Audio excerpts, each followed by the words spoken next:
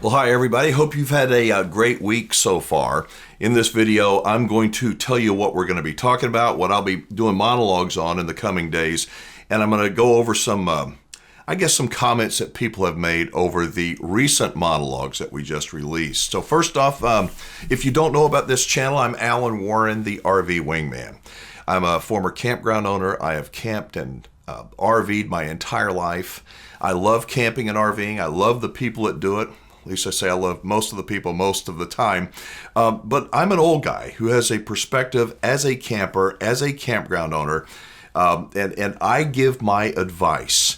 I don't have any sponsors. I try to help people avoid making some potentially catastrophic mistakes. I don't have all the answers, but I do try to give people, I will try to give you an honest opinion about whatever you may want to know about when it comes to RVs or camping or the outdoors, or I don't know. I talk about a whole lot of stuff, as you'll see. If you are new to the channel, welcome. I ask that you'll watch for a couple of weeks. You know, I've had people that watch one video and they instantly judge me as an idiot. My suggestion is watch for 2 weeks and then you'll know I'm an idiot. Or you'll go, you know what? Some of the stuff that old guy talks about makes sense. And that's what I hope you do. Just watch it for a couple of weeks. And if you like it, terrific. And if you don't, you know, that's okay too. Let's see. What about the Super Bowl? Did you watch the Super Bowl?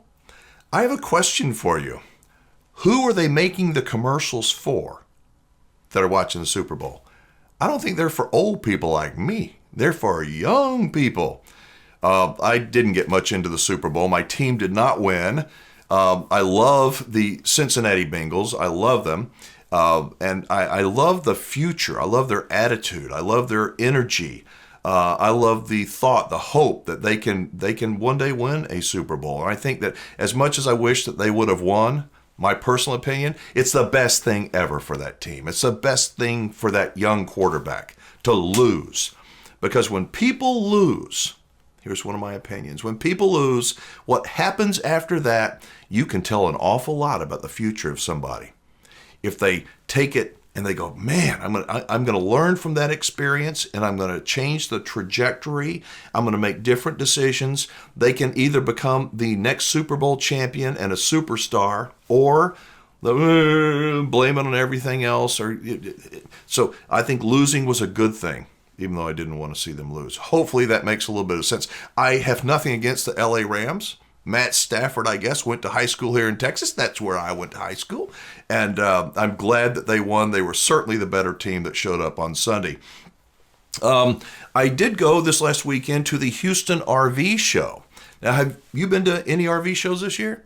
Houston RV show was very well attended. At least most of the time it was. When I was there, it was. A lot of interest. People are still very interested in buying RVs. But when I left the display, after I stopped walking through all these RVs and checking them out, and yes, I did see a lot of junk. I really did. They weren't all junk, but I did see some junk.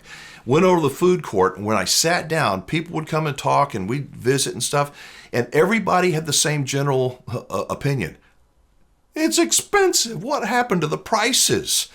You know, we hear that inflation's 7.5%.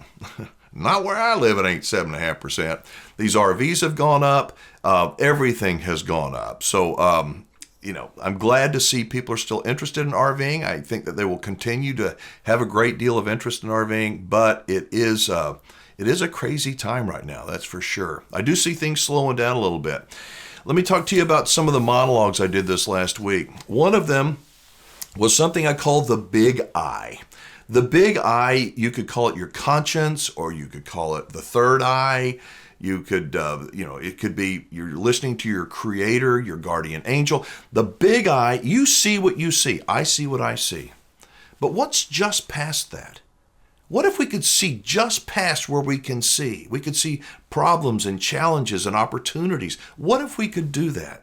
Well, that's what the Big I monologue was all about. It's about trying to transcend, trying to get past yourself to see objectively what is in the future, good and bad, so you can make adjustments. Had a lot of comments on that. Gosh, the casual RVer said, I agree, Alan. At work, when we were doing performance driving, either high speed or on the track, we do the same. We're looking far ahead, not the curve and the turn that we're just approaching. It's a very disciplined and learned behavior. It is, because when all we see is what we see. You have to be aware that there's something coming up and be thinking, what's coming up, what's coming up, what's coming up. And it is a discipline. It is a learned behavior. So the casual RVer, thank you very much. Angela, it's what I do, baby. Folks, Angela, I don't know who she is. She's somebody who watches the videos, and she had some questions about buying an RV. It was now a good time, and so on and so forth. And I responded with a monologue last week, and Angela was like blown away. Oh my gosh, he actually responded. That's what I do. That's what a good wingman does. But Angela, you wanted to know if it was a good idea for you, because you have not yet bought an RV, to take one of those RV owner tech classes to learn more about RVs before you buy one. Yes. Great idea. You know, they say that 85% of the problems that people have with RVs, you can fix on your own if you have the skills, if you have the knowledge. One of my concerns is a lot of people that bought RVs over the last couple of years since this pandemic thing hit, we don't fix things anymore. We throw stuff away and buy new stuff, and we don't do our required maintenance, generally speaking. And a lot of those people that bought those RVs are going to transition out of the RV lifestyle because things may break, whether it's out of neglect or they just don't know how to fix them. They can't get it fixed at the dealership. And so going to a school can save you a lot of hassle, a lot of time, a lot of money. And it's fun. I've never done it, but everybody I hear that talk with that has gone to these RV tech training classes walks away with confidence. And I think confidence is something that we all need, because when you're out RVing and you're out there in the boonies, you better know how to fix stuff, because I'll promise you, when you're in the most beautiful place ever, way far away, and you're going, man, this is perfect, that's when you're going to have a problem, and you better know how to handle it. So Angela, thank you for watching very much. And I'd say, yeah, check into the driving school, not the driving school, but the tech school. Then we've got Marquis.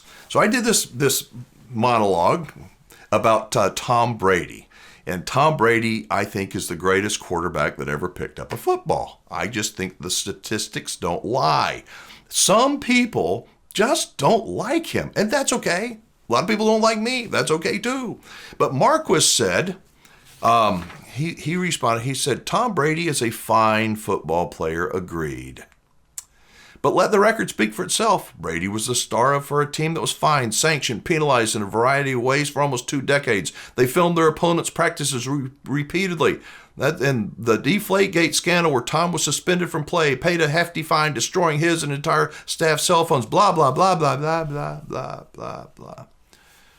Marquis, first off, thank you for watching. I really mean it. And respectfully, I suggest that it may not be a bad idea for both. Everything you said may be true. It may be true. But there are good things about that man. There are some good things about me, and some good things about you, and some things that aren't so good either. And what I try to encourage people to do is to try to look at both sides and then make a judgment. You know, we're just human beings. Let's not fight. We can both agree to disagree and still be friends. That's the great thing about RVing. So Marquis, thank you very much. I hope you'll understand what I'm saying. I'm not trying to come down on you. Okay, what am I going to be talking about? I'm going to shoot some monologues. I picked out 3 things. One of them is a lady from Florida named Marianne. Marianne, you didn't ask a thing about RVing, but she asked, she's got a son who's graduating from college, and she wanted me to give him some advice on how he could advance quickly in his new job. Apparently, he's already looking for a new job. So I have some ideas on that, Marianne.